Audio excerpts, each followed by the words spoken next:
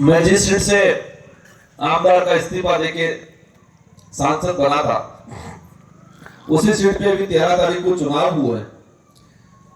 और इस चुनाव में ये जो बड़े बड़े जो झंडे दिख रहे हैं, उन्होंने बहुत ताकत झोंक दी थी। हमारे मुख्यमंत्री जी है भजनलाल जी, बहुत भजन किए वहां के, लेकिन हमने पूरा काम कर दिया है। परिणाम आएगा आपके साथ ही 13 तारीख को। गला बैठ गया है, तबीयत थोड़ी खराब है। ये लोकतंत्र है, लोकतंत्र में कोई व्यक्ति ताकतवर नहीं होता है, उस व्यक्ति को आम जनता ताकतवर बनाती है। लेकिन जब व्यक्ति अपने पद पे जाने के बाद तानाशाही करता है, लोगों को दबाता है, खरीद फरोख्त तो होती है, हमारे देश की संपत्ति को बेचते हैं, तब जनता को जागने की जरूरत होती है। एक भाई ने कहा था, कुछ बीजेपी वाले नारा लगा रहे हैं, कटोगे तो बटोगे, कटोगे तो बटोगे। धर्म की चटनी ऐसी चटाई जा रही है कि हमारे लोग बेचारे आपस में लड़ रहे हैं। देश की अर्थव्यवस्था खत्म हो रही है, देश की हमारी संपत्तियों को विदेश में बेचा जा रहा है, वो ध्यान नहीं है। एजुकेशन सिस्टम खत्म हो रहा है, गरीब परिवार हॉस्पिटल में जा रहा है, उसको इलाज नहीं मिल रहा है। हमारा बच्चा रात दिन पढ़ रहा है, लेकिन इसको संविधान के अनुरूप रिजर्वेशन नहीं मिल रहा है, और कह रहे हैं कि आप तो धर्म की रक्षा करो। हम हर धर्म का सम्मान करते हैं, लेकिन एक सवाल है कि आप धर्म के नाम से राजनीति करके आपस में लड़ा के, जहर फैला के, और हमारे युवाओं को धर्म की चटनी चटा के आपस में लड़ाने का काम करते हैं।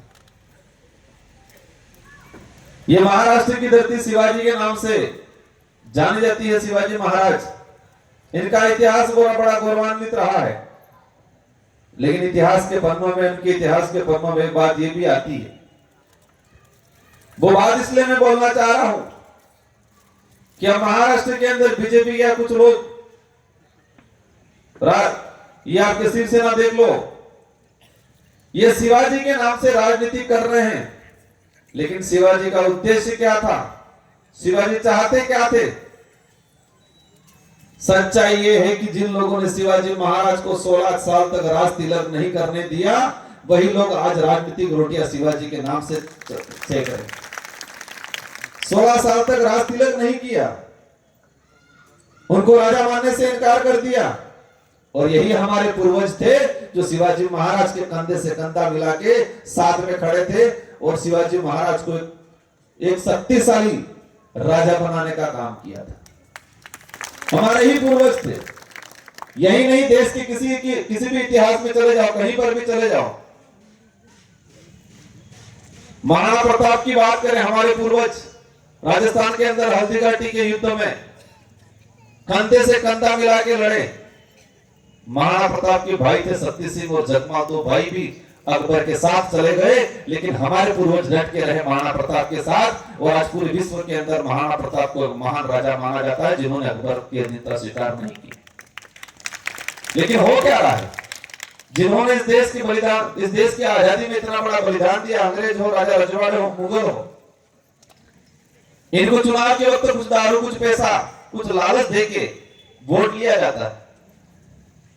हमको मानसिक रूप से कमजोर कर दिया है इन लोगों ने।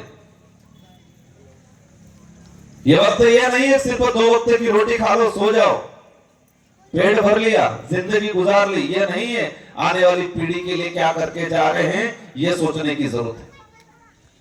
आज देश के अंदर देखें, कह रहे विश्व गुरु बना रहे,